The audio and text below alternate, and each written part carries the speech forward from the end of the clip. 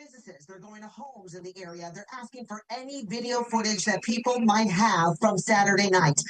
Well, today, President Trump was asked why it's been so difficult to find the shooter. Listen.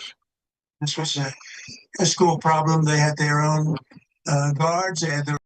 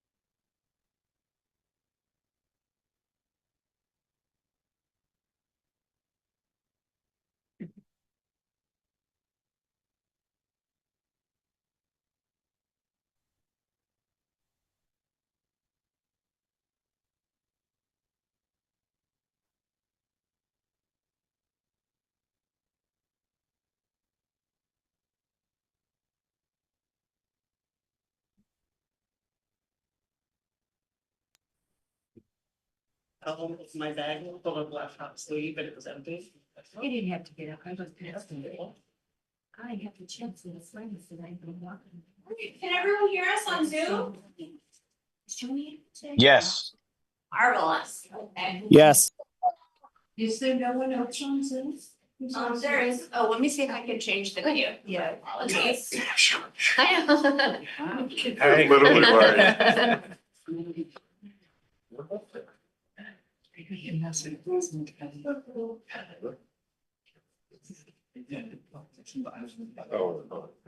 Okay, that's good. Oh, no, I'm not. Yeah. I'd like to call the December 15th Council on Aging meeting to order. We will need to do a roll call vote because people have been there in 5 minutes. So, John Parsons. It's on mute. You're on mute, John. Give me a second. Yeah, I'm here amazingly much. Joan Coco. Rosemary Benedetto. Here. Sally Hoyt. Tony Leonetta. Karen Knapp. Ron Powell. Dave Harrington. Here. Jean Prado. Here. John Krasinski. Oh, she is. Sharon Tapley. Here. Debbie Paul. Paul Potter. And Nancy Zimlack. Here. And their meetings tonight, we have a joint meeting of the Recreation Committee, Yeah. I'm so glad you're here. Yeah, thank you for inviting us. It's great to be here. So good evening, everybody. My name's Rich Hand. I'm the chairman of the rec committee. And I'll have our committee introduce themselves to the team here. So. Hi. Oh, sure. First, I gotta call the meeting to order. It is at 6:05. So I'll call the meeting to order and now we'll introduce ourselves. Roll call. Roll call, yeah, roll call. Laura Noonan. Eric Bamer. Kate Kamener Giuseppe Panera. and Eric. Eric Gaffin, I'm on Zoom. Sorry about that, everybody. Nick And Nick. Pezzatoro. Nick Pezzatoro. We're battling the flu in this house, so. All right, thank you. I'll turn the meeting over to Jenna. Just gonna share my screen here.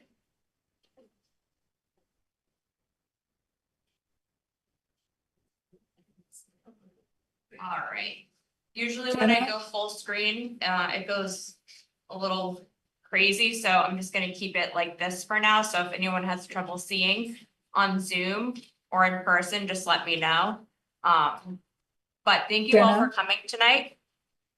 Jane? Jenna, can you hear me? Yeah, I'm sorry to interrupt. The select board also has a quorum here tonight, so they may want to call themselves to order. I don't know that we've been posted. I don't think we're posting. Okay, We'll just listen. just Thank you. listen, just so you know. for coming. Thank you for coming and your interest in this particular topic. It's a very important topic. For anyone watching on Zoom, I'm Jenna Wood. I'm the Community Services Director. With me today on the Operations Working Group, we have Jim Sullivan, the Recreation Administrator, Emily Sisson, and John Sasso. So we've been working on the program space policy for probably the past 4 or 5 months internally. And the team has been doing a lot of the behind the scenes work on the programming and trying to figure out what's going to be the model for this building that supports the current mission and vision statement, that supports what we presented at town meeting. So inclusive to all members of our community, but also realizing that 60 plus is really the priority in this building. So we wanted to come up with a policy, and we're so glad that Emily and John joined in the task force, and also Jane Wellman's on our operating group, our assistant town manager. Sorry, Jane. She's amazing. She's been really helpful too. So adding them to this working group has been really great because we started to form something a little bit more comprehensive than what the staff had come up with. So it's really great having people who have been involved in rec, in elder services. John Sasso was a driving force behind RECAL. Emily was on the rec committee for several years and now is on FinCom. So there's a lot of talent on the team, and we're really excited to present this tonight to both the rec and the Council on Aging. And again, this is a draft. This is our first go at it. So we want everyone to be open-minded and stay positive and ask any questions that you may have. And then obviously after, if there's any questions that come up, feel free to come to any of us. We're all open books, ready to talk, ready to work together to make sure that this building is what our mission statement, our vision statement, and our guiding principles are all about. So I will start with the first slide. Just the purpose of the policy, aligning with our mission to create an inclusive community space for all residents, while ensuring that the 60 plus within the community have access to appropriate programming and resources that promote well-being, social engagement, physical activity, and lifelong learning. Our 60 plus population spans an approximate window of 40 years. So creating spaces that allow for various interests and preferences is extremely important to ensure we're bringing as many 60 plus residents into this building. And the policy outlines the priority given to the 60 plus and accessing the RECAL building and its services. So this policy applies to all programs and activities offered at the RECAL, and it's designed to ensure, again, that ages 60 plus are prioritized for participation in spaces inside of the building. So priority plus programs for the 60 plus their health and wellness programs, social and recreational activities, educational workshops, and 60+ services.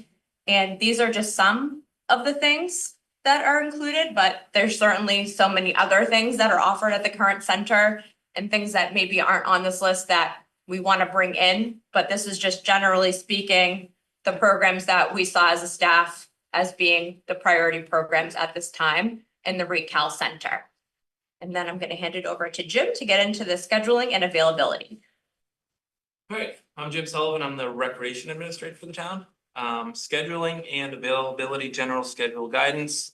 The core operating hours of the facility will be established as defined as when the building is staffed. This may change over time and the programming team will address that in the planning of the building. Each room, including those that are dedicated 60+ or not, and the walking track will be mapped out on a calendar format. The multi-purpose room may be mapped as the full room or the room split. There'll be a divider in that room that can split that room into two. It'll also include differentiations of the kitchen area as well. That is right off the multi-purpose area. Programs will be slotted into those map times with program times to be defined to include setup and tear down activities included in the program time. Gym programming will be managed separately with slotting to be defined by use type or the ability to have multiple programs running simultaneously. The gym will have a divider that can drop down from the ceiling, so it could be split up into two areas to be utilized at once. Requests for the room rentals outside of our core operating hours will have to be managed on a case-by-case basis, meaning nights and weekends when it's typically not staffed. Next slide. Scheduling and availability, programming meeting and prioritization. The first section is the programming meeting with town staff. So the town staff meetings will be held to set and review the program schedule in advance. Representatives from Elder and Human Services and Recreation will lead the programming meeting and be responsible for bringing the program requests to that meeting. Meeting is expected to plan out at least a 3-month window ahead of time. Weekly review may result in adjustments to the schedule within that 2-month or 3-month period. Prioritization of the space will be as follows: 60+ programs, Elder and Human Services first, Recreation and Veterans, other town department requests. This could be fire, library, other town departments, town committee meeting requests, COA, rec, could be conservation, CPDC, things like that. And then followed by room rental requests, which would be outside organizations, could be youth sports programs, other youth committees, Cub Scouts, things like that. Priority programs will also be given to ongoing programs, meaning those that have a history of being run at that time and location on a regular basis. Conflicts in programming that cannot be resolved by the programming team will be raised to the community service director for resolution. A copy of the 3-month schedule will be available also at the front desk of the Recal Center for anyone to view whenever they would like. I think that's it for me. Okay, so actually, just before we jump off that slide, I just want to point out a couple quick things. Did everybody get a copy of the actual policy that got sent out as well? Okay. So just a couple notes that there was a question that came up about, the meeting frequencies for that prioritization. That's really going to be something that's going to be determined based on need. We had originally thought maybe it would start out as an every 2-week meeting. It kind of really is going to depend on how the priorities come into to town staff. The other thing is that in that programming policy, there's an attachment in there, which is a programming form, which really is something that town staff will be filling out and creating and bringing to the programming meeting. But it's certainly something that's where both REC and COA will have an important input into that, so that that information can get brought forward. And so I just think it's important to just remember those two, because I know those were two very important questions that came up during our conversation. So I just want to mention, obviously, as part of the Recal program, there was a lot of conversation about ensuring that there were spaces in the center that were going to be designated to 60+. And so there is this concept of the senior hub on the first floor that really is going to incorporate the lounge spaces, the coffee bar, the card game room. There's a flex program room, the group exercise room, which is not the fitness equipment room. It's the Zumba yoga room. and then the downstairs patio. So those particular rooms are in fact intended to be dedicated to 60+. I guess it doesn't necessarily mean that there can't be other activities, but this is the priority for that, and those are the dedicated spaces that have been identified. And we're gonna adhere to that as part of the programming policy. And so I won't read the bottom line, but basically the intention is that it's really programs geared for 60+ residents and non-residents. We talked about the whole process of key tagging and registration earlier in one of our conversations. So that'll all feed into how one signs up for programs and how programs are managed within the center. Next slide. Just a little floor plan here. Oh. So the first floor, so basically all of that area there on the first floor, where the tables are, the patio, and then the flex room and the Zumba room, all on the bottom first floor. Okay.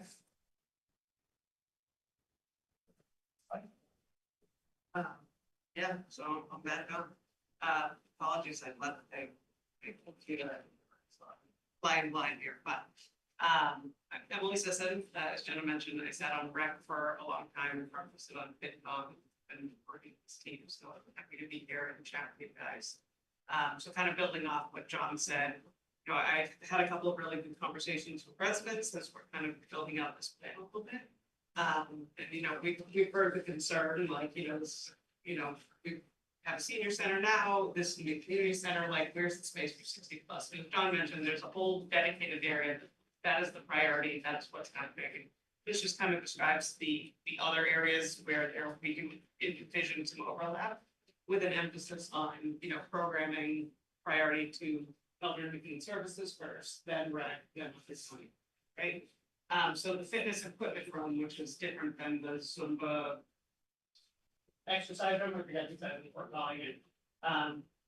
So that'll be on the second floor along with the walking track, and these are gonna be open during normal operating hours to the whole community, with some age restrictions that we're still bouncing around. We brought that to this group a couple of months ago, and we've had some really good feedback about the fitness room policy. This group being COA, we brought it to you guys too, but so. And then and we're still kind of figuring out the final thing about, like, how do you get access to the fitness room? How do you get a separate tag for that? That'll be managed a little bit safely.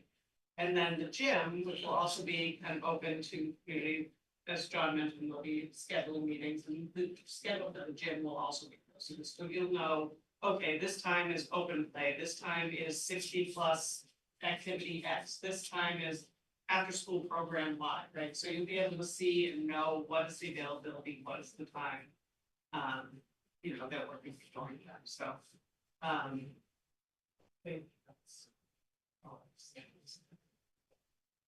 And I know the question that has come up in prior meetings about the fitness equipment or the walking track is, we can have programming in there as well, that's specific to 60+, specific to, the youth or an adult class. We can have an adult like weightlifting class, that we bring in, or a 60+ weightlifting class that we bring in the morning or the evening. So those are how, like, if we want a specific program that's catered specifically to an age group, we can accommodate that. But these spaces in Recal, the walking track and the fitness equipment room, have been always, since town meeting and before in our public forums, open to our whole community. But I just wanted to point that out, that there is opportunity to do separate programming through community services, and we'll go into that. Thanks, Emily. I think I just. Yeah. You know, a lot of the goal here with developing this programming policy, like, how are we going to staff this? How are we going to program this? How are we going to decide what's the priority? I think the most important thing is we're doing things in advance, but in small chunks, 2 months, you know, maybe 3 months, whatever happens to work out. So you're never going to feel ambushed, right? You're not going to show up to the retail center without an idea of what's going on there that day. And so, we'll have programming, there'll be dedicated space for seniors at all times in the, senior hub area. But if you are, worried about an after-school programming, like being too crazy for like your, lounge time, relaxing with your friends, you'll know it's gonna, like, all these schedules will be posted and they'll be available for people to, kind of, you're never gonna walk in there and be surprised by what's going on there at the beginning, which I think is great. And as this is going, this is a new building, a new space, new stuff, and we're here to like work together, regular evaluations, regular feedback, particularly from, COA, especially, in those dedicated areas, how you feel it's going. We'll converse with Brett, how we think those programs are going. And as things go, we're gonna kind of build the plane as we fly it a little bit. If something isn't working, we're open to changing and working together. That, making sure that we're prioritizing the needs of the 60+ community, but also making this really great space for the whole community.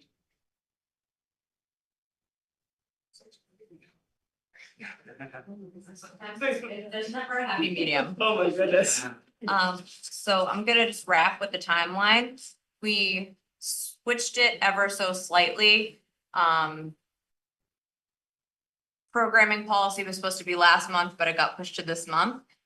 And in January, we would love to revisit and discuss open items from the draft policies that we've presented. So the Council on Aging had some feedback from the fitness equipment room packet and then just gave us some more feedback. So the operations group would love to look at that feedback and come up with some responses to that feedback, or come back and say, hey, we're not quite sure yet what we want to do. What are your thoughts? And then we're hoping to also start to dive into the operational plan with everyone in February. So hopefully we can get that in front of you all at that time, and also to the select board, because they've been wanting some numbers for the operational costs moving forward, as well as some of our projected revenue. And then in March, we're hoping to come forward with a transportation model and some possible future needs. We did apply for a regional transportation grant. Andrew McNichol in community development was nice enough to help with that. So thank you, Andrew. So we'll be finding out hopefully around the new year if we get that transportation grant or not. And I can talk more offline with folks about that, but that's going to be a really great opportunity if we do get that. And then hopefully we'll be having community presentations and another full comprehensive overall everything that we've been going through to the select board that just dives into everything that we've been going over with the Council on Aging and rec committees up until this point. So Jane, any comments from you out there? I think you're doing a great job. I would like to just express my gratitude to our staff and to John and Emily for working so hard on this so far. There's much more work to go, but I think this is a really strong start. And I'm really grateful for the Council on Aging and the Recreation Committee to come together tonight and to start sharing their thoughts on these policies as we go forward. We're open to the input. We're very excited about this building, and I'm really pleased with the work so far, particularly with the senior hub and the way that has been built out in our policy. Thank you. Okay. So I guess we'll open it up to any questions or comments. I can. Thank you so much for this presentation and for the presentation. We really appreciate you presenting us with the programming draft documents that we can explore. But I'm sure that COA has some feedback that they'd like to share, and I'm opening it up to questions. Jean, you want to start? Yes, I could. You mentioned the first floor is dedicated space to seniors, 60+. What's happening with the billiard room and the makers room on the second floor? Are they going to be having senior space there on a continuous basis? So in those particular spaces, those are priority program spaces. So just like the multi-purpose room And the multipurpose room, the billiards room, the gym, the arts and crafts room, the maker space, those are all priority programs for the 60+.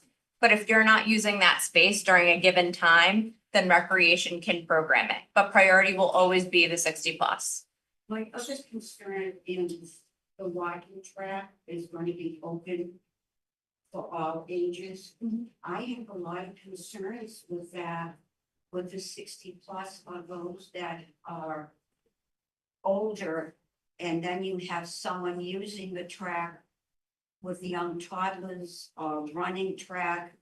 If you have a senior perhaps that is with a cane, that is concerning to me for safety purposes.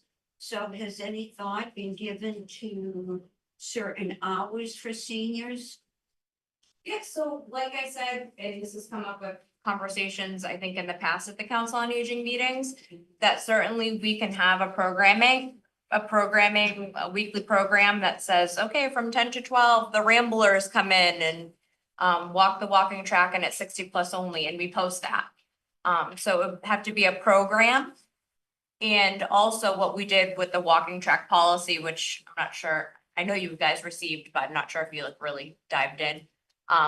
There are specific lanes, so if you have a stroller or if you're in a wheelchair, there's certain lanes that you should be in to accommodate, you know, what you're doing, but certainly there's not gonna be like 25 moms in there with strollers at a given time, you know, meeting up. But again, if stroller moms did wanna come in and book a weekly program, just like the 60+ would like to, we can also do that. So I think we can all coexist very nicely. And if these issues do arise where we're noticing that it's very busy and, you know, we're running into accidents or conflicts, then we can revisit at that time. I have a question. When you say that the gym is one of the spaces that priority will be given to the 60+ community, do you mean like if it wanted to be booked by 2 different groups at the same time, you mean priority would be given to the 60+? Is that what you mean? Or do you mean most of the time the whole gym is going to be blocked off for 60+? I just want to make sure that I understand what you're saying. Yeah, so the gym is huge. Right. You can split it up into 3 sections. But if the 60+ are able to program that space hypothetically, you know, all day and all night, then they would get priority. However, we know that that's not going to happen. How do you That's know just- that? I mean, that'd be a lot of programming. But I you mean, have your policy set up for that yeah, loophole or problem for rec?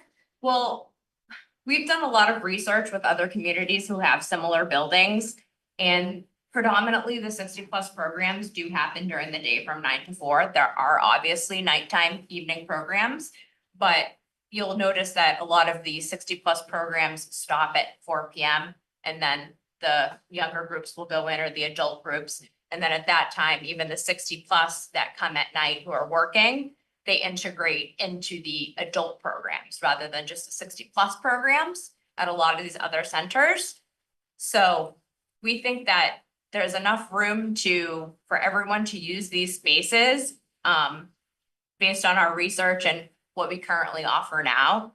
There's no way that we would probably have enough like money and resources to program 60+ programs like the whole entire day. I'm wondering, since this is just a draft, Yeah. if that specific room could be not included in the Okay. this is priority given to 60+, because rec, I think, has lots of plans for that. And I think that when the community voted for that, I think that people that are under 60+ were voting for that, thinking, oh, this gym would be great for rec, for freeing up other gym spaces or just people using it.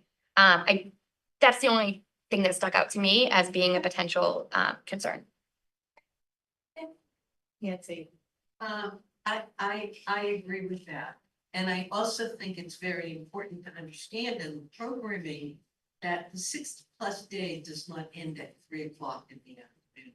So And so we are looking, one of the reasons that a new center was needed was because program needed to be expanded and service not only the afternoon clients, but also clients that or participants that are working.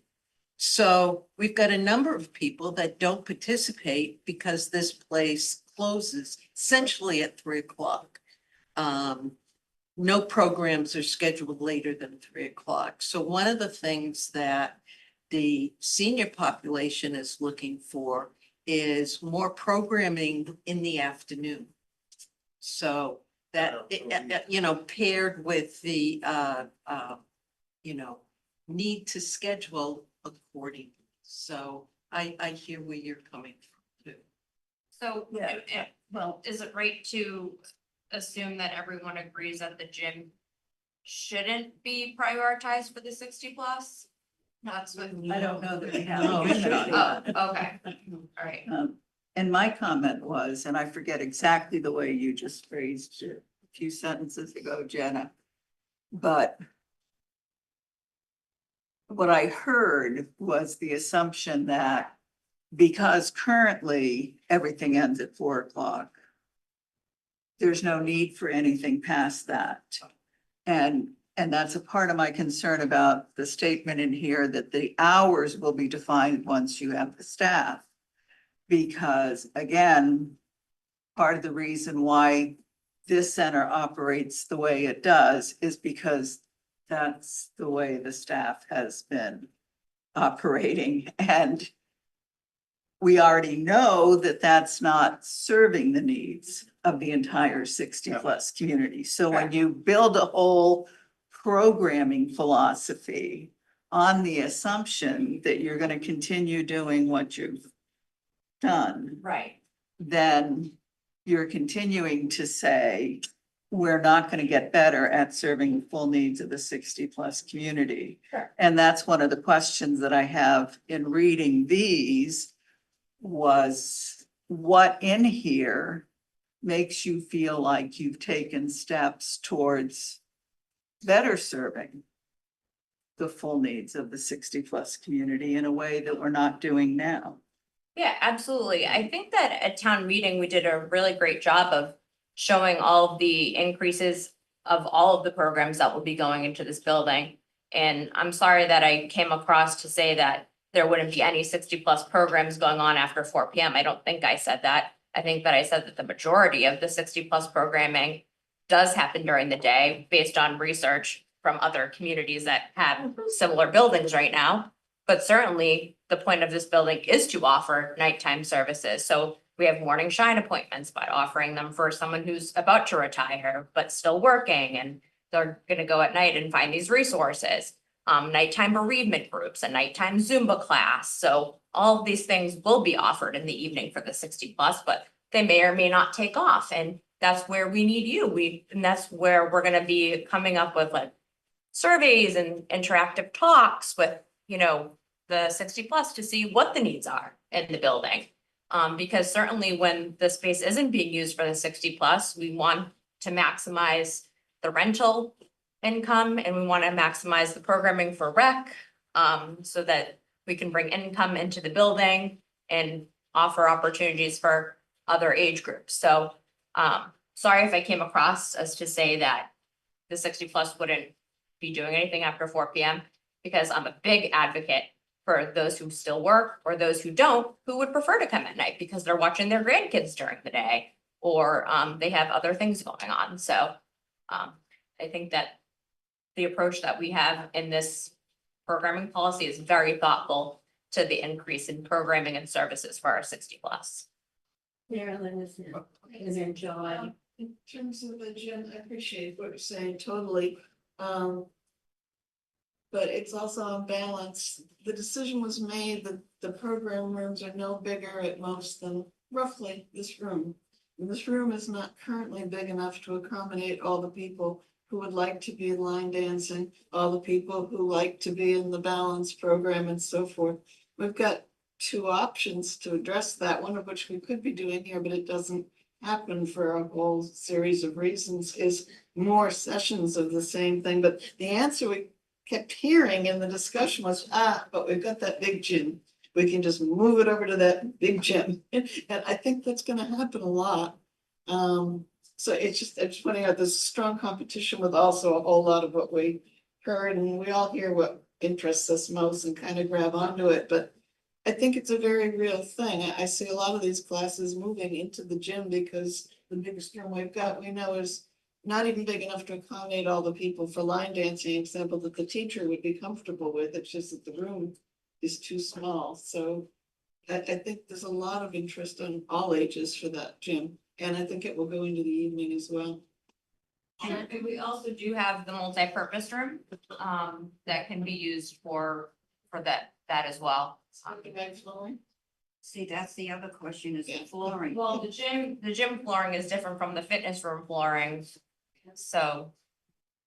You know, they're all, That presents an issue, I'm sorry to interrupt, yeah, but that presents an issue of where you can have continuous classes or multi-classes going on at the same time with this different flooring.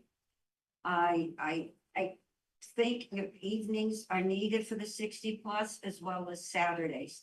So we just can't go into this building thinking just because we're offering programs as we are right now to see if it grows. It's gonna grow, so we need to think ahead and plan definite programs, not the wait and see. yeah, and also you have to take into consideration that these programs do have limits.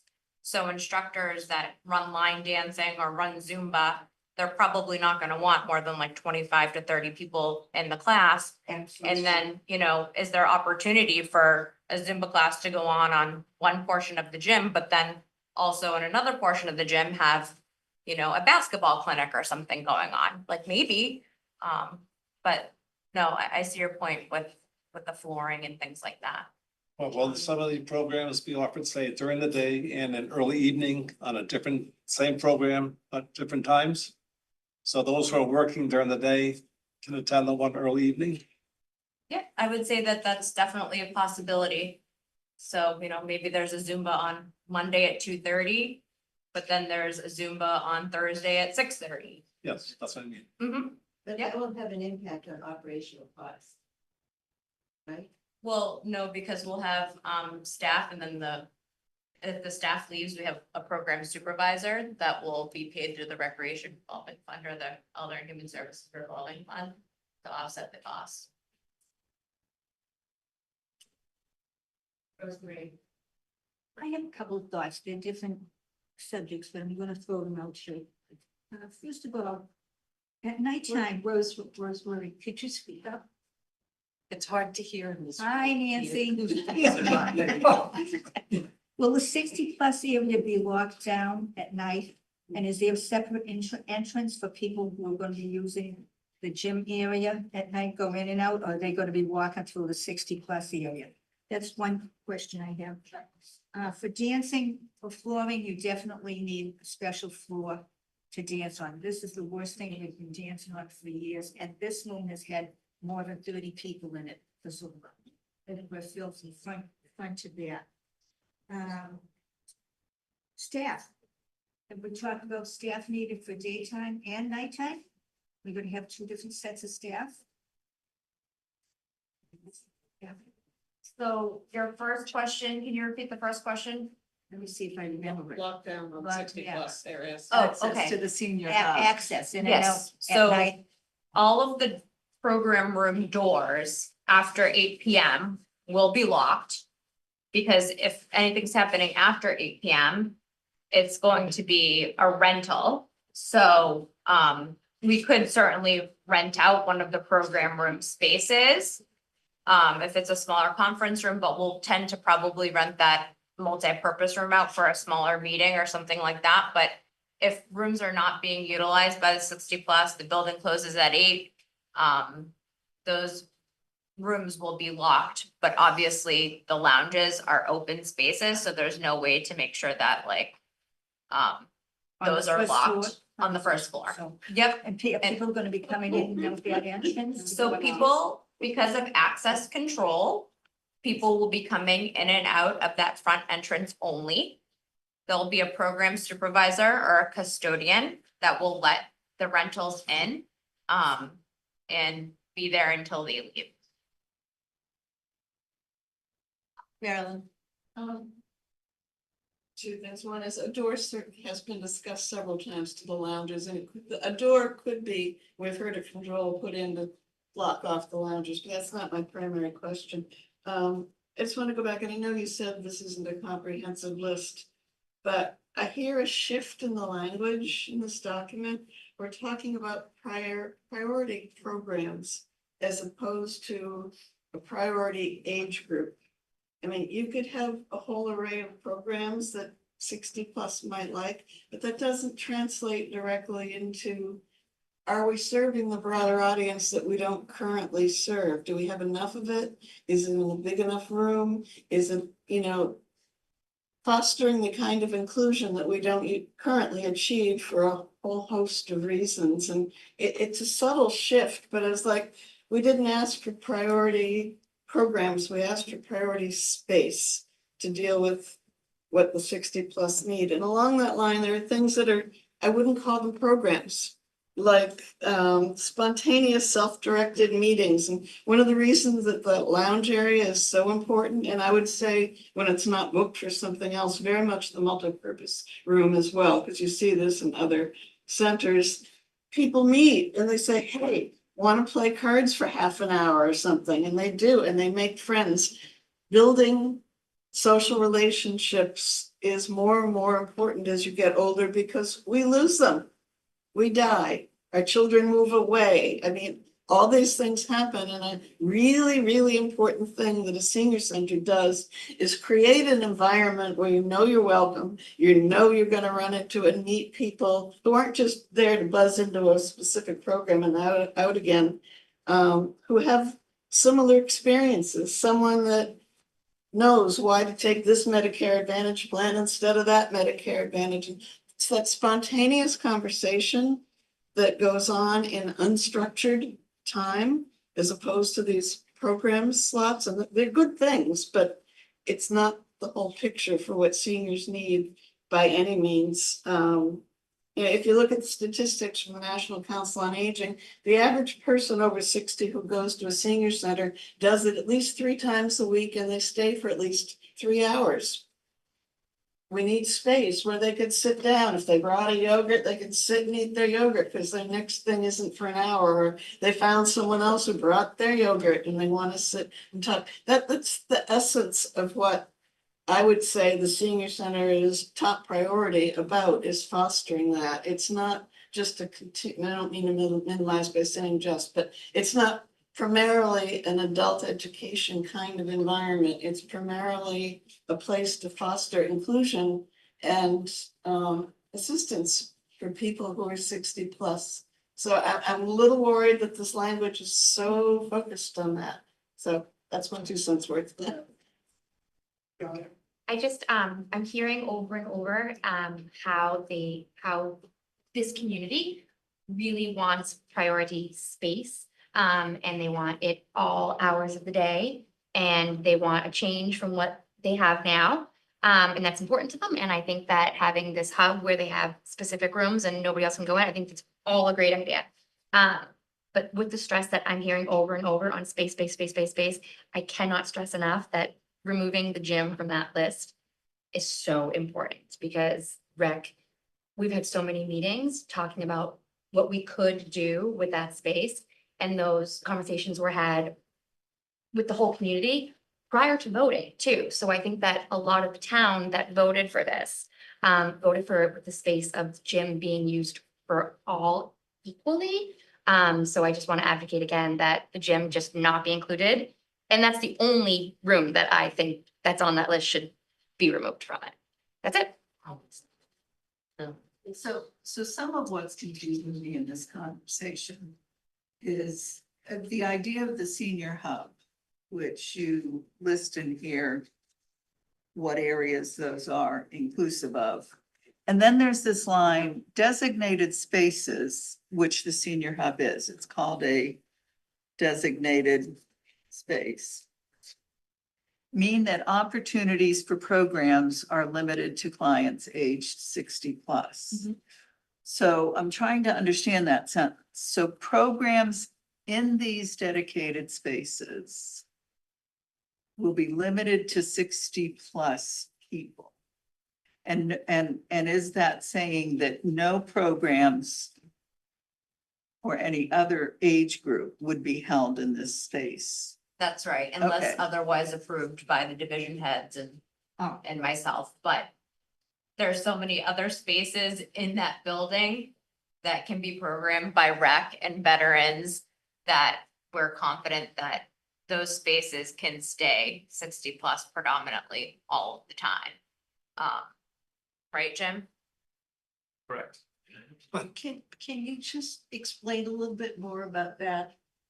What other spaces do you see? As far as, I'm sorry, what's? Well, we've got a list of, so is it basically the gym and the multipurpose room? Yeah, The so fitness room, the track? What else? The maker space, the arts and are you crafts talking room? about for The other space that programs the- to be right, that's available right. in? Yeah. Yes, yep. What Kate is talking about. Yeah. Yep, so other programs certainly we could run adult classes in the arts and crafts room. We can run kids classes in the arts and crafts room. We can run a middle school drop-in program in the gym, and then maybe they want to play billiards once a week at, from, 4:30 to 5, and then go to the gym from 5:30 to 6. But again, we're not gonna come in guns blazing with like all of these programming ideas. We need to get into the building and see what's popular on what days and see if, the veterans come in at 4:30 PM to play in the billiards game, or see if the 60 plus want to play in the afternoon and do that first. But then definitely create opportunities for other people in our community for these spaces. Our teens and our middle school kids deserve spaces to go in as well. This is, a community building. So, we have to maximize opportunities where we can for everyone, if it's available. How about multi-generational?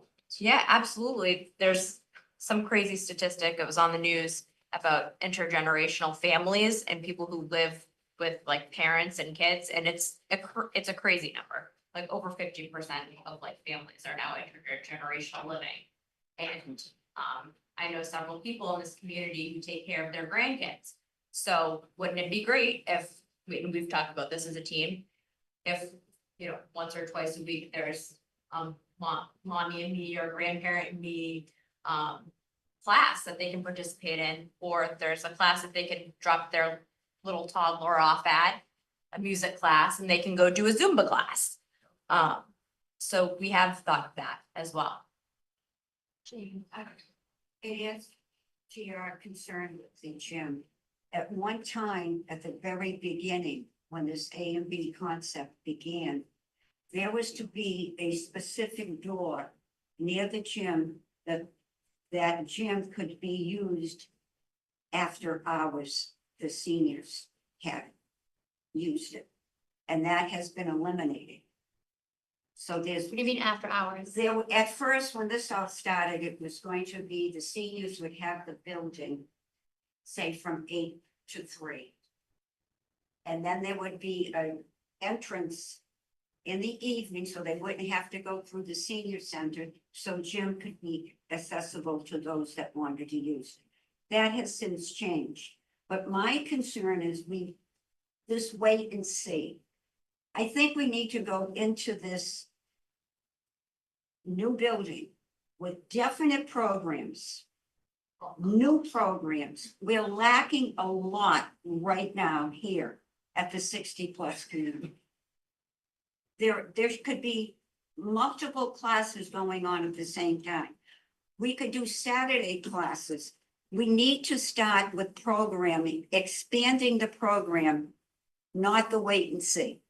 Well, no, I'm not saying wait and see about the programming, because the programming we can schedule for sure, but we don't know if people are gonna show up to the programs that we schedule. You So don't that's know the unless wait you and see offer point. it. Well, yeah, and we will. And just to that point too, when you're talking about, you know, folks who drop in or things like that, that's also a wait and see, because I don't know if like Kate's gonna come in and, you know, go play pickleball at drop-in time from 3 to 4 at, you know, I don't know. That's a bad example. She plays tennis. Yeah. But, you know, we don't know. And speaking with Sandwich and again, Newton's another community that just opened, and Pembroke and other places, and just learning from other communities.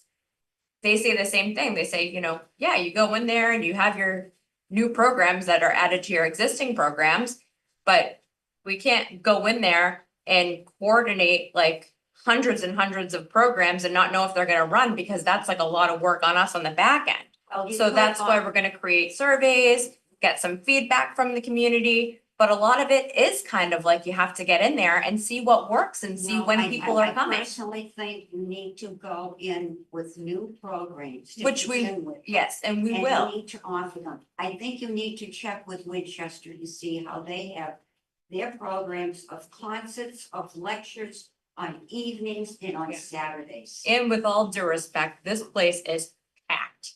There's several programs going on here.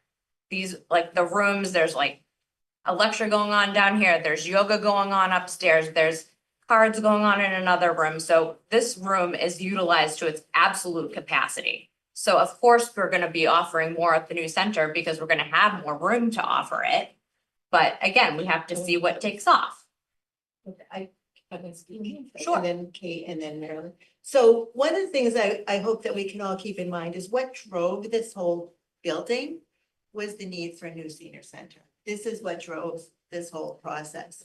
And so we are very concerned that the 60+ needs are met as a priority, right from the beginning. And going back to your point, Marilyn, can you bring up slide 7? One of the things, if you look at the space, like what we're calling the dedicated space, which is actually on the left, the bottom area, the lounge in those 2 rooms, that is actually, I don't think, even as big as this building. So I think that that's something that we need to keep in mind. And I'd be interested to hear why we're not considering the multi-purpose room as dedicated space. Because going back to your point, Marilyn, I think the welcoming environment, though I went to Wilmington and they had an event in their very large multi-purpose room. And there were some just that a variety of different groups within that space that just fluidly evolved into activities on their own. And I think that welcoming, I mean, I hear about the programming, but I also think it's important as a drop-in space for socialization, because as you said, Marilyn, and I actually talked with somebody today, her 94-year-old mother goes to 5 different, every day spends a day in a senior center in a community and spends the day there. So that's the other thing that we want to keep in mind. It's not just about programming. It's about how we're using the space and that it's a welcoming, inviting environment. So I would be interested to hear how the multi-purpose room is being considered as that open area, because we do luncheons, we do lunch and learns. We have a variety of lectures that can happen in the multi-purpose room. So I'd like to hear a little bit more about how that is being considered for dedicated space, or because if you really make the square footage of that dedicated space at the bottom, it's not even as much as this building here. So I just don't want to throw out that idea. Yeah, I understand that comment. For socialization, you do have 2 1,000 square foot lounges that are dedicated to in perpetuity, as well as the outdoor patio that's also dedicated socialization space. And- Those 2 spaces on the bottom are what? Jenna, can you circle? Yep, so they're right here on the, right here on your little 3D images. This is one lounge with a coffee bar, and then on the other side, there's another lounge where you could easily play cards, you know, have, you know, lunch or whatever it may be. And then there's an outdoor patio as well. But an outdoor patio is seasonal. Okay, yeah, fair enough. And both of those rooms together are 1,000 square feet. So how big They is are this not, room? they I are don't not think individually so. 1,000 square They're feet. not. Not. Well, I'll have to double check, Yeah. but they're pretty big spaces, guys. And then the multi-purpose room, just to touch base on that. That can't be a dedicated space or a designated space because that's gonna be a big driver in our rentals. So we can't guarantee that we're not gonna rent that out during the day if it's not being used for a meeting or something like that. That's like a big income driver to sustain our building. But also, again, there is priority programming in that room. So Monday, we know from 9 to 12, bingo's gonna be in there and lunch is gonna be there. We know on Tuesdays, actually, we won't need the multi-purpose room for that because we have an arts and crafts room. So, Steve Greco will be upstairs in our arts and crafts room on Tuesdays now for a couple hours. But I'm sure we'll fill the multi-purpose room with something else on that day. So if the Elder and Human Services team needs that space to program, then they can use that space to program. And again, if the lounge areas or the patio or any of those spaces become too little, we can revisit and, look to the multi-purpose room to have some type of drop-in opportunities for socialization or an extra game. But again, that room is huge. It's almost double the size of this room, and it can be split into 2 rooms for meetings. So there's a maximum of 125 people you can fit in that room. So that doesn't make sense to dedicate a space that large to one population. But again, during the day and in the evenings, that'll be a priority space for our 60 plus. Okay, I'm sorry, Kate, and then. Well, I've forgotten my original. Oh, thought. sorry. But one of the things that I do want to say is, I am very concerned about what's in here around programming and the programming at meeting. And the clear implication that programming continues to be done solely by town staff, because it is very difficult to plan programs. It is particularly the type of programs run out of the senior center. Rec has its own difficulties in planning programming in terms of sports and stuff, but you have to come up with an idea. You've got to research that idea. You've got to find people to do it. You've got to do all this booking and everything. You got one person in charge of that. And they can do that when there's less space right now. When we have more space and we're looking for more programming, we ought to welcome a concept that would get more people involved. And I heard you say something at the select board meeting the other week on the budget discussion about bringing in volunteers around programming as well. And I think there should be a group, a program advisory group that meets with town staff that is willing to do a lot of the legwork around programming. I do programming for a different group here in town that programs for seniors. And one, I know how much work it is to get those programs to fruition. And 2, there's a ton of ideas that we're not making happen in our schedule this year. And I can't give them to Anna because she's overwhelmed programming for the amount of time that they have right here.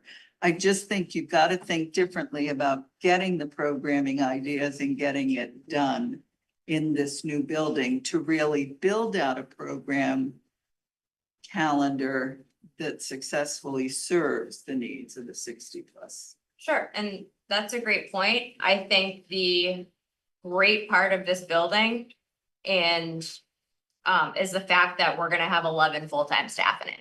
So Jim was a program coordinator before he's been in his director role. I started off as an intern in rec and then went into a program coordinator role. So we've been programming like pretty much our whole entire careers. Anna's been doing this for a few years now. So, and we have Ed right here too, our program coordinator. And before his role now, he's been with us 2 years now.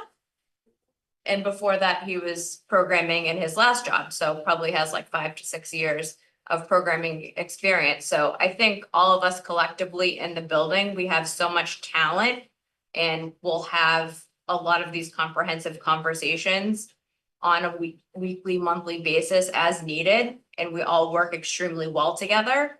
So I think that's a great idea if folks want to create a programming advisory committee where you come in and give us ideas. I think that's part of what we're going to be doing within the next 6 months, is creating that survey and creating these meetings to get feedback on programming. But if you want to see something or you want to see a program happen, I think that that's completely reasonable, and that's something that you could bring to any member of the team. Maryland's Can I just jump in here on this real quick? Because that's actually one of the things we talked about that.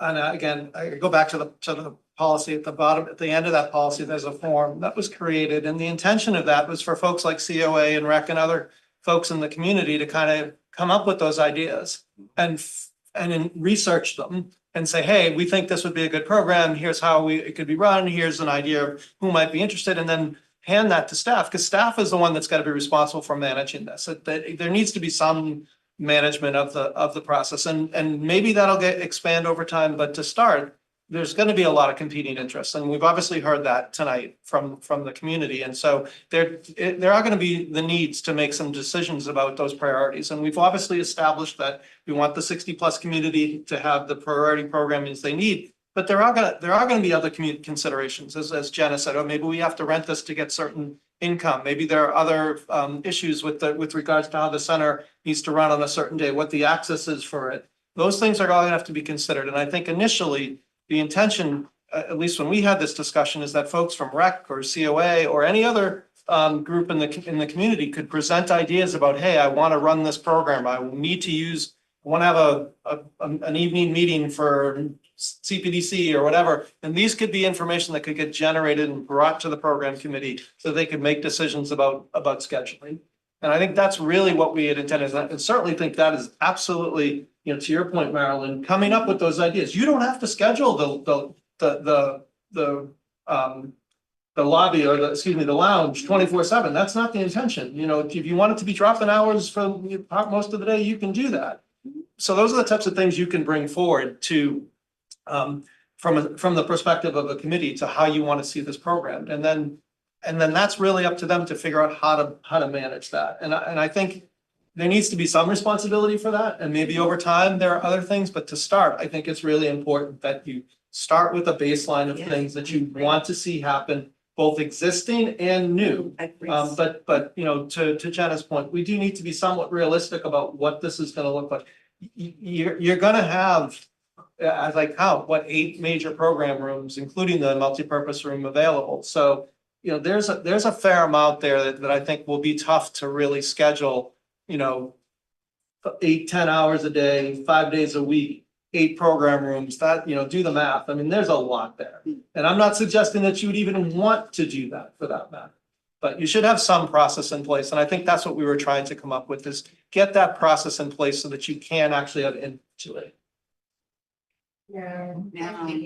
Of course, 6 more questions from line. One, Peabody is something we should look at closely. They rely heavily on volunteers to run their programming, and it's something like 40,000 square feet, and that place is hopping in many rooms. So it's a great model. Back on the prioritization of programming, something that no, that's not the right. So priority programs for 60+, communal dining on a regular basis, lunch every day, possibly breakfasts are really popular in a lot of the senior centers again. Again, this is a really great social opportunity. It doesn't necessarily have to be a lunch and learn, but it's a meal that's decent, that brings people together. You meet people, and especially where they're going to be kind of off in the middle of nowheres. If they want a sandwich and they didn't bring it, they've got to get in their car and drive downtown or home and then come back again. It's going to be really important to have nutritious food available every day that we're open all day. And again, I've noticed and heard in several centers I've been to lately that breakfast is actually becoming even more popular than lunch. That's kind of easier to prepare. And I probably just forgot my 6 other things, which is fine, because I'll let the floor go. Oh, I know, quick question. You've got 2 lounges and a coffee bar cafe listed on here. To my eye, there are 2 rooms, not 3, right? 2. Right. The Right. coffee bar is kind of on the side of the lounge. But it's It's the lounge. it's the lounge. It's the shop on the lounge. It's the lounge. It's the There's lounge. two It's 2 spaces. rooms. Okay. So those descriptions need to be edited Yes. strongly. Suggest that, On, because it's one not of the correct. schematic here for the layout. I believe it was the second room, 1, 2, the second room.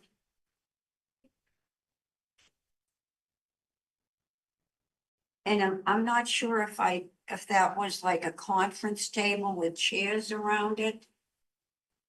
Oh, you mean the pictures of the lounge? Yes, Oh. it's the flex room. There was a, Sorry, I have to just pull it up again. So you want me to go to the floor plan? yes, please. Yeah. Control plus 10, so it gets close. I don't think it will. Right, it's the 1, 2, the second one in, is that showing like a conference table with chairs? I'm sorry, what, this room right Right, here? that room right there. Oh, yep, that's a programming room. It does have, it will have chairs and tables, but you Okay. can also put those away and make that something else if Here's you my- wanted to. This is my question. When we were in the workshop design group, we were told that there were gonna be certain flooring in each, 3 different types of floors. And one particular room was designated for chairs and tables only. And the other rooms could not adequately support for the type of floor, chairs and tables. Yeah, I think that's a little off topic right now, but I No, can, I'm just I can concerned because explain. that's eliminating a space for conferences or classes. No, that's not correct. Any of these rooms could have tables and chairs on them according to Joel. So, I'm gonna hold you to that, Jenna, because we have yet Write to it down. receive that in Write it down, writing. Nancy. Thought we already You're had being that conversation. recorded. So, yeah. I thought we already had this conversation many times, but I could be wrong. Don't Yeah. quote me. Well, But, I mean, that question has been asked specifically in feedback to the PVC, but Yeah. we don't have an From- answer yet. From what I because, again, understand, the big part of the Zumba room specifically was that you wanted the capabilities to be able to put tables and chairs in there. So Joel accommodated that and said, yeah, of course you could put tables and chairs in there. But I think we would probably avoid that at all costs because, you know, that room's probably gonna be one of the busiest rooms and the most programmed rooms. And we're gonna have several other spaces that we could have meetings in, so why would we wanna put tables and chairs in there? So, Can we have a question?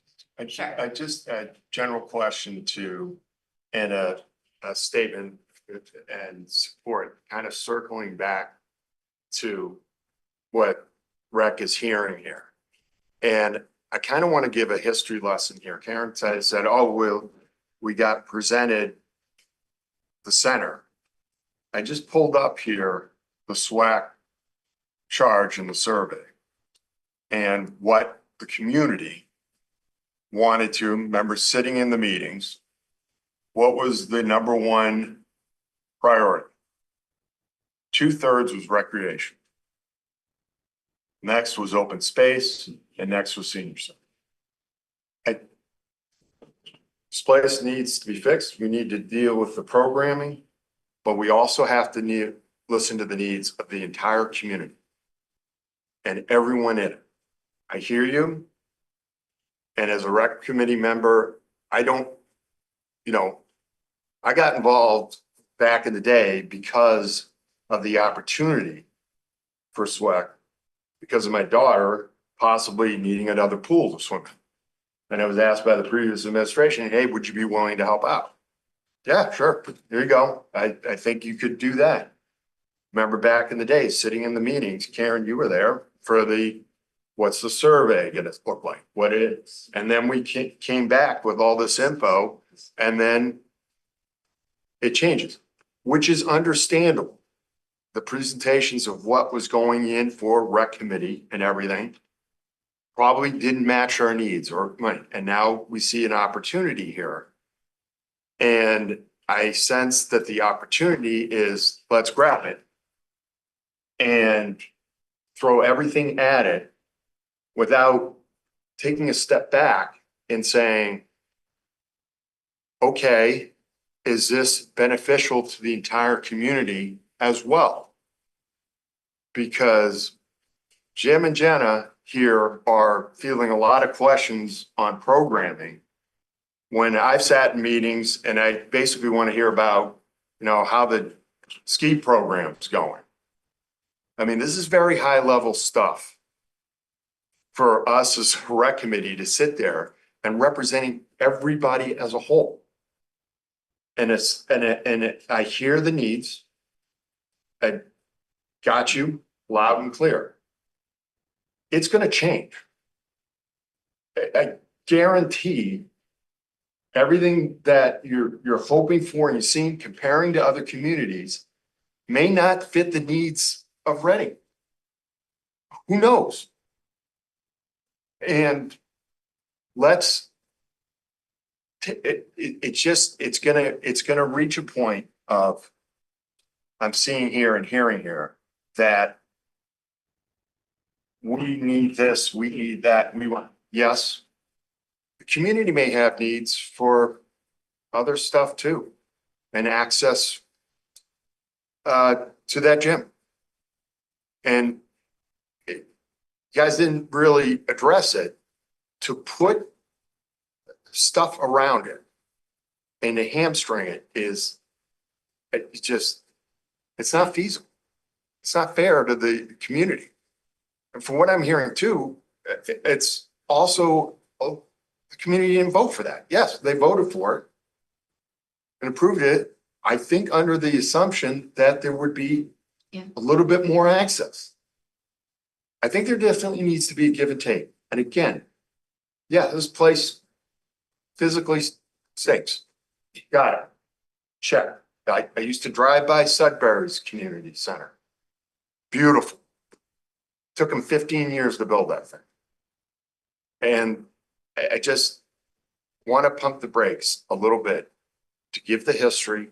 I hear you. I hear as a person, and I'm supporting my colleague to be like, let's move forward with the guidance, correct? You were just saying, of the rec professionals with your input, but understand there's some out there who are a little like, okay, but what about me? What about this access? What about that? And it just seems to be a little bit of balance in history. I don't know. I rest of my colleagues on rec. I think you're right. I think it has to be a balance, right? Because the community voted for this, right? Both from a senior standpoint, recreation standpoint, and on the recreation, there's a lot of needs as well in terms of space to run programs for the community that we currently can't run today. And I think this is an opportunity for both of us to share programming for the community as a whole. And that's, I think one thing we're looking at it through our lens, and you're looking through your lens, and we have to have it together, because we're here not separate, we're here together, right, as a community, and we have to serve both community. And I think this meeting is, what's exciting is that we're working together. And that's what we have to do. And I certainly don't mean it to be adversarial. Yeah. It just, it is just, Karen, you remember those meetings, it's just sitting there like, okay, what does everyone want? To put it in there, and if we continue down that path, Richard, I think that's what you're saying. Citizens reviews every 6 months or before that even, so there's gonna be changes, of course. Yeah. It's gotta be We changed. appreciate, we were really looking forward to having this joint meeting because I think it's so important for everybody to hear the same thing. And we appreciate what you're saying. The things you keep in mind, though, we are losing this building once retail open, so we will no longer have dedicated space. Mhm. Whereas you will be gaining things, which is awesome. I mean, it's gonna be a great community building. But this will be the only place where it's 60+ emphasis. And so we're losing this, and we don't want to, we're the ones that are speaking. Our role as COA members is to speak to and advocate for the 60+ people. And so, yes, I really see that rec is going to really gain, and it adds some great programming, going to add some age programs, 60+ activities too.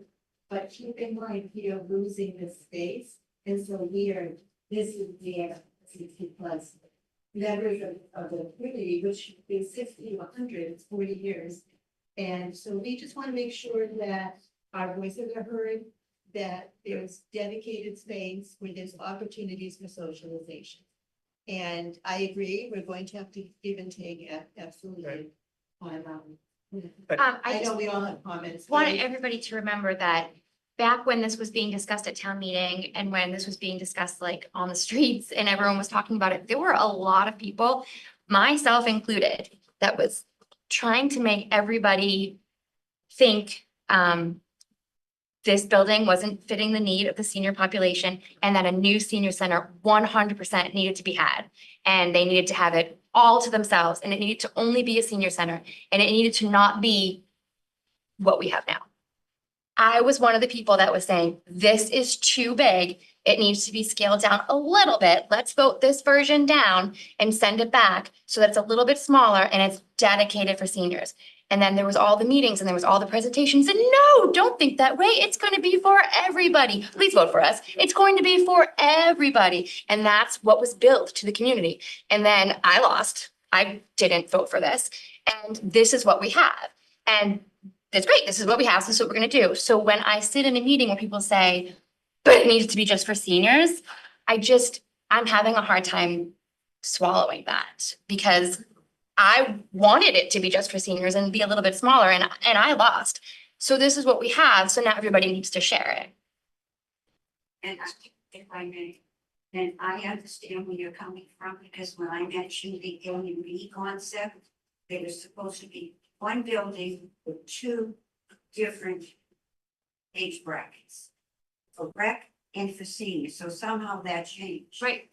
And that's why, as the Council on Aging member, we're advocating, because what I am hearing, not just in meetings, etc., I'm hearing from the community that they think the seniors have been forgotten. That this space that we have now, we're really not going to gain anything. So that is my concern.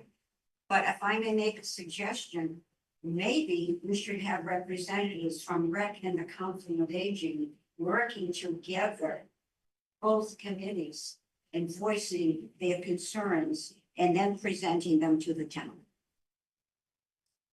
Well, that's kind of what we're doing right now. Yeah. Right? No, I'm talking a formal committee. Right, Different. because you'll express your concerns, or however you do it on your committee, we'll express ours. Well, maybe we should But just there's do no- these types of meetings every so often. Yeah. That's what I'm Yeah. that's what I'm definitely suggesting. I don't think recreation has concerns. I think we're kind of like, I think we support the professionals here, and it's kind of like, okay, when you guys figure it out, tell us what we get. Well, and I can think that's what's exciting too, is that you think about, it, you get Jenna and Jim should. these guys working together, Everything else, and they're in the same department, which is And great. Jim and I. just give us some Jim and I gym and the space and staff we're good. support this building fully. Seriously, that's all we want. For someone who's been involved in this town in elder services for probably 4 years now, but I have been involved in senior centers. I have gone to senior centers. I've volunteered with the elderly. Jim has years of experience. He was in a center that was both 60+ and recreation. This building is the way of the future. 60+ aging is different. Morwell's exploring this model. There's several other people who have this model, because folks who there's folks who don't want to go to senior centers. And this building is gonna bring in more of the 60+ and the existing 60+ are still gonna go, like Rosemary goes every day. Are you gonna keep going, Rosemary? Of course you are. So, you know, you're bringing in more, you're offering more to your community. We're gonna be creating therapeutic recreation programs and hiring a therapeutic recreation specialist to create more special needs programs and kids with disabilities like that. It's phenomenal. This building's gonna be so great. It's gonna be so inclusive. We're all so excited about it. And I think we want you all to be just as excited about it. And I don't get that vibe fully tonight, but I think we can get there with more conversations. But the staff really believes in it, and we believe that we can deliver great programming for everyone in this space. And Jim, I want you to chime in. No, I just wanted to jump in a few things, not much, going off. So we don't have dedicated space right now. I know I've talked about how recreation works. We are going to schools and we are like priority 3. They get the school programs, high school programs, and then rec gets whatever is left over, and we're constantly getting pushed out. This summer, we're looking for new space because we're redoing the Coolidge floor. So we gotta find a new spot for our summer program. So we don't have dedicated space. We have dedicated offices right now in the basement of town hall that we're in. And then just talking about, someone brought up the multi-purpose room. 9 months of the year, majority of the group we reach there in school from 8 o'clock to 4 o'clock. I'm not gonna be able to bring in a ton of programs during those hours. So those rooms are gonna be pretty much open for use of the COA throughout those 9 months of the year. Will there be some little pop-in programs potentially, but that will be hard for you to program. And I also want to just emphasize, like recreation doesn't stop at 60+. Like we do 60+ programming as well. And with more space, I'd love to do more stuff with working with the COA, who's got more experience as well. But just because, you know, we're recreation, it's not just child-based. There's the young adults that I know at town meeting said, I'd love to go to this building. I'd love to, the 55-year-olds that want to join a pickup basketball league, badminton, like this will get me in the door and we'll grow with this building too. So I heard those comments. And then a lot of things that I'm hearing from the most recent select board too is the operations of this building. We need to bring in revenue. Recreation, we do bring in revenue right now. I know that the COA is looking to start charging some fees for programming. All of our programming is based to make money. We don't lose money by running programs. So that's a big aspect of this building to make sure that the lights are gonna be turned on every week, you know, that we are bringing in programs, whether they're 60+ or it's the younger kids. So there's a lot of pressure that's gonna be on Jenna, myself, and whoever's working with the COA to make sure that this building operates the way that the town wants it to operate and is fiscally responsible. So I just don't want that to get lost. Okay.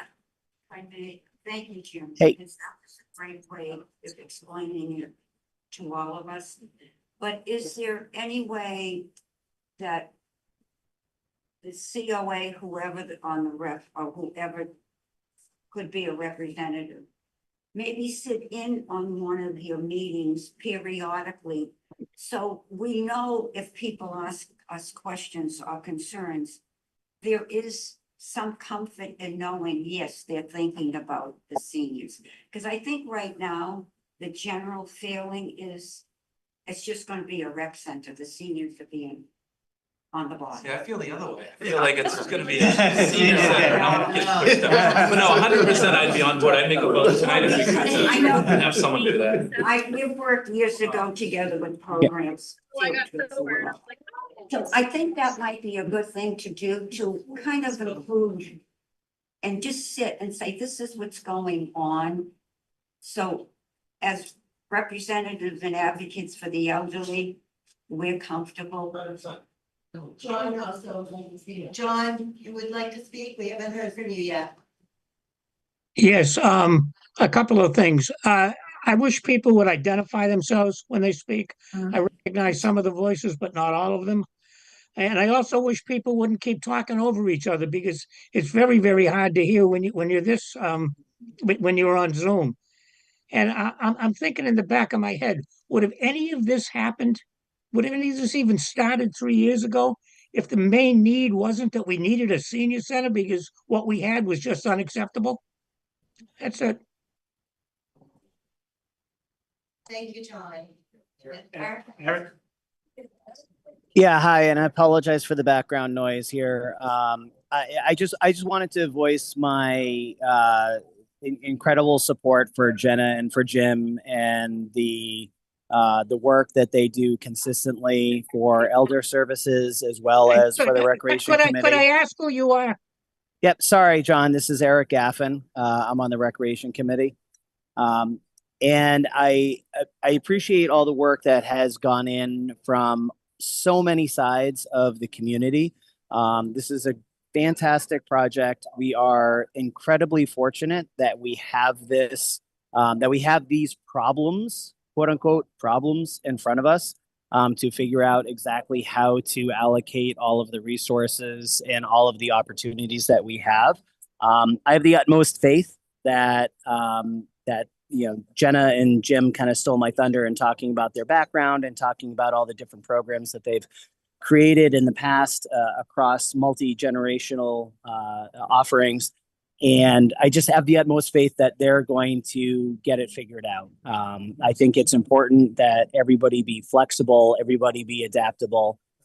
Know that there's going to be so many amazing things that comes out of this project that is beneficial for everybody in town.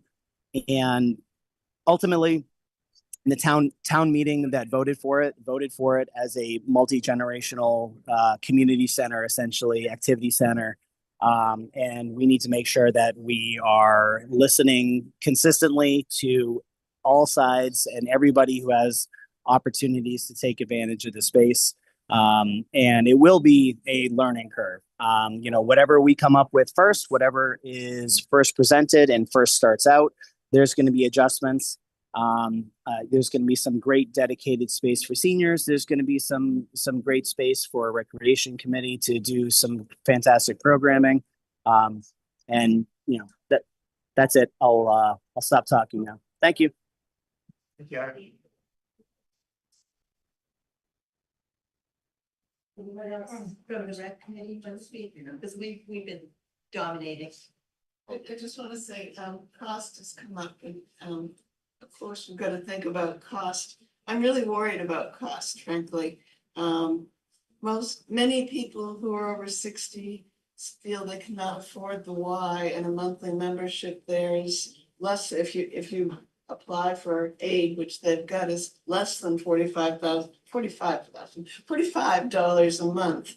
That might not seem like much, but if you're in a fixed income and it's one of the low ones, they can't handle it. So I just need information about what are we thinking on the pricing. What it used to be here, my understanding, it's before my time playing here, but there was a bucket and basically people were encouraged to donate a couple of dollars when they went to something. Not everybody did, and there were no hard feelings about it. Sometimes people would throw a 20 in, but it was much more, what can you do and pay as you go? And if you were someone that you didn't have a spare $20 to $40 a month, and that meant you couldn't go, you wouldn't go. And I'm worried that we may not understand that part of our audience well enough yet. And if that proves to be as significant as a fear, is that going to push us into a situation where we have to rent out so much space that we're getting back into, did we really get all that much more space? I'm a numbers person. I need to start seeing some ballpark parameters on how this is going to play out. Also, I appreciate all of your experience in rec. I just continue with my refrain. They're specialists in the 60+ generation. They're specialists in arthritis, which is probably at least 50% of us. They're specialists that need to bring their perspective on the kinds of activities that are needed into this. Because I would venture to say that a lot of people that don't come here, it's because it's different. And actually the public health study showed a lot of this. There are lots of people that are not participating in things in towns because of mobility issues. They're not disabled to the point that they can't be doing things. It's just not welcoming to it. And there's expertise that goes with that that's beyond just all of our sort of common experience. And I would love to see some of them in that category as part of that team as well as the rest of you. Yeah, well, there are current staff at the senior center who are specialists, like Anna's been doing programming for a few years. and Carrie's been here for 13 In arthritis? as our I thought you were just talking about programming. No, But there are a lot of people here who are very well versed in aging and the 60+ that are I and work in this don't question building. that, but there are specialists in this. And I just would like to see some of that input. Sure. Gerontologists, arthritis specialists. The Y used to have a fabulous person who was certified by the Arthritis Foundation. When you took a water aerobics class with her, every single move you made, she was like, if this is bothering you, don't do this, do that instead. I would Yeah. like that kind of perspective. Well, we've had physical therapists come in here. We have a podiatrist come in here. That's There's- different. I'm talking about in structure. Okay, we can talk about that offline. I just wanted to touch base really quick about the ARPA funding. Obviously that is running out. We've been running programs for the past few years with ARPA funds. So the plan is to start charging in a few months. Again, I mentioned this at the select board that we are implementing a new software. So until we implement that new software, we won't be charging people. But before that, people were charged. It wasn't a donation. They were charged for Zumba. They were charged for Best. They would come in and they would give the $5 directly to the instructor. Nancy, I don't know why you're shaking your head. I was here. I've been here. I was too. And Rosemary, you would give the $5 We would to pay, the for each instructor. class you would come in and you would pay. Yes. So, it's no different to what was happening before. Several other communities pay fees. However, there are other options that we can look into. We have hefty trust funds that can supplement programming. I know Marilyn doesn't agree with that because her interpretation of the trust funds and how they're expended are different from mine, but my interpretation is that you can expend the trust funds for programming. And Rosemary agrees with me on that One one. of the trust But, funds has like $37,000 in interest alone. Yeah. We should be spending that. They were talking about cutting back on the lunches. You cannot cut back on lunches. Lunches in any type of food program bring people together. You sit down over food, you sit down over a cup of coffee, and you exchange your ideas and the needs that you have. You need to have lunches or breakfast, I don't care. But I don't know, some people aren't morning people. They might not get out. So I say, use these trust funds. We have them, use them. And definitely the interest for one thing. Another thought I want to throw out to you is reaching the citizens of Reading.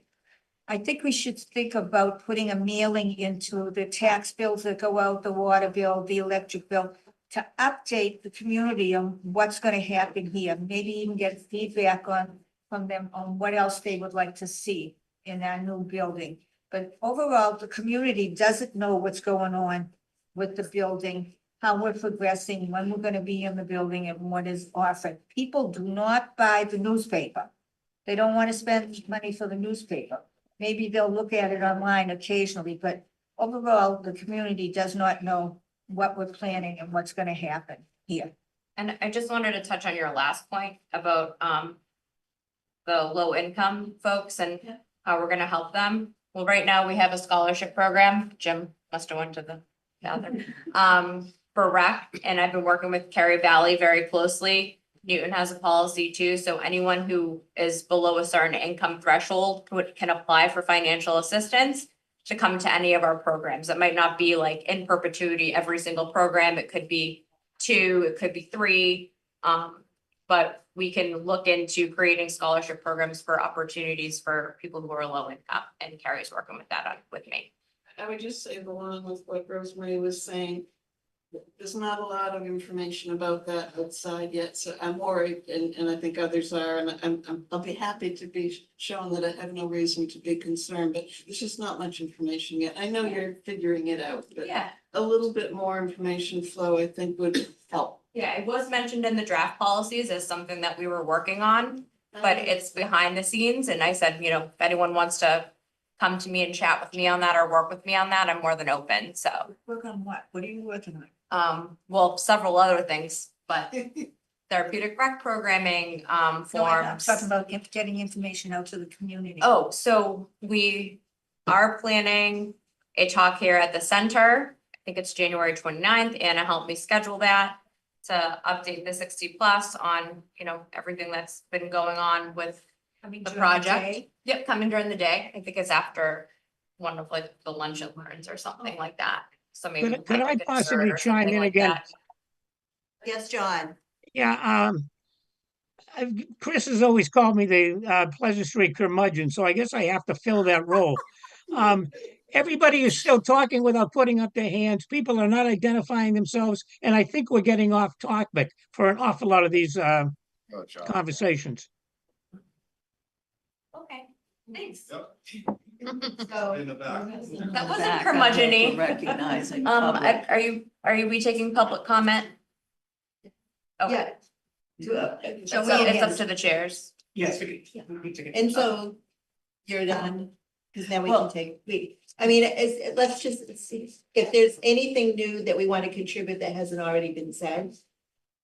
Oh, I just want to make 2 points if I can to Jenna's most recent. Okay. A scholarship idea is tremendous, except there's a great deal of sometimes resistance to applying for something like that. So it can be helpful if not be because of all those kinds of issues that arise. And I want to reiterate what Marilyn and others have said. This is a really tough time to decide you're launching a new building with new programming and creating a budget for this and everything. And you know, I don't know how things are gonna fall out. I really don't. I'm looking at the spot we're in and I'm thinking, you're proposing membership fees, and I can see members of the community sitting there saying, we just paid $28 million for this building. What do you mean I have to pay to now come in and use it? Because they're not gonna get the Talking whole about the thing. gym. Well, the gym and other places even, you know, Yeah, the so. gym's the only So thing that's getting there's, charged.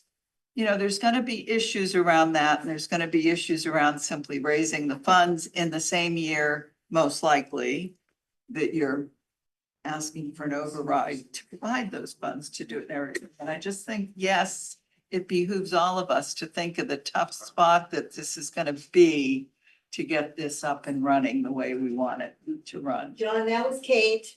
Yes, I'm sorry, John, I was hoping. And we have somebody from the community who would like to speak.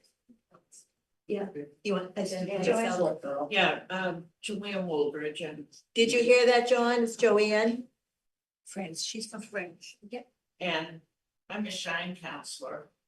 And just wondering if the Shine program have designated space in the new building, increasing the numbers of people that are requesting assistance for the program has increased incredibly. Not only have the number of 60+ people increased and continue to increase. Yes, I think this year we've had over 50 people on their waiting list. We haven't had space available with 2 volunteers at the time that we've needed them. We can't double book because it's no space. A lot of people need evening space. So I just wondered what arrangements are being made in particular for the Shine program. Insurance these days has become increasingly problematic. Yeah. And difficult to understand, and the appointments used to be able to do it in a half hour, but with all these advantage programs, people being kicked out of their plans, this, that, and the other thing, they extend staying hours beyond that. Yeah. So just wondering about that, Jenna. Yeah, that has come up about the private meeting spaces, and the staff as a collective thinks that knows that there will be space designated for those programs. So whatever days and times that the volunteers are available, we can schedule out space for that specifically. There's plenty of space in the building to do that. Liv has said that we could use her office for those programs because she's only there during certain hours of the week because we share her. Will has said that the Veterans Lounge could be utilized. That's a private space with a TV. It's very, and we will set up. We need, printers. Yeah. Computers. Yeah. Whatever space Yep. that is, telephone. The maker space will have computers too, and a printer. So I think that there's several spaces that could be set up for that. Evening times would the offices be open? For the Shine appointments, we're hoping so, but we need the volunteers to, No, that's okay. But- I do better at night. but yeah, that is the goal, to offer nighttime shine programs, nighttime tax prep, all of that. Yeah. And thank you for your volunteers, both of you, all three of you. Yeah, that is one of the things too, that we plan on aware of all the programs that are confidential, the Shine, the social service and things like that, so the dedicated space is needed for that. So, all right, I think hopefully this has been helpful to everyone. Well, just so everybody knows, the space being used for Shine right now is what we call the computer room. So when Shine uses that area for the couple of months that they process the applications for people, we have no computer. So they definitely need a confidential Yes. area, because right now downstairs, the area they're using, the walls don't even go to the ceiling. It is not confidential down there. You can be standing outside and know everybody's business. We're playing pool on that floor. Yeah. So they need a confidential area. But it will also go to the ceiling. Well, thank you all. Thank you. Thank you.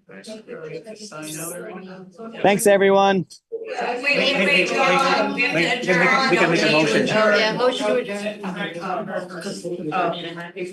Oh, I second it. Do a roll call, please. Lauren Union, yes. Aye. Eric Vandermark. Aye. Dave Fowler, aye. Subject Padera, aye. Eric? Eric Lenz. Yes. He said yes, we're laughing. All in favor? He's driving. He's with the driver. I didn't put a motion. Okay. Second by John. Roll call. John, Marilyn?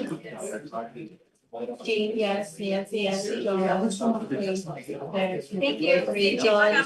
Sure. Yes, I sure he did. If it's even still there. I'm glad that they took it that way. It's all about-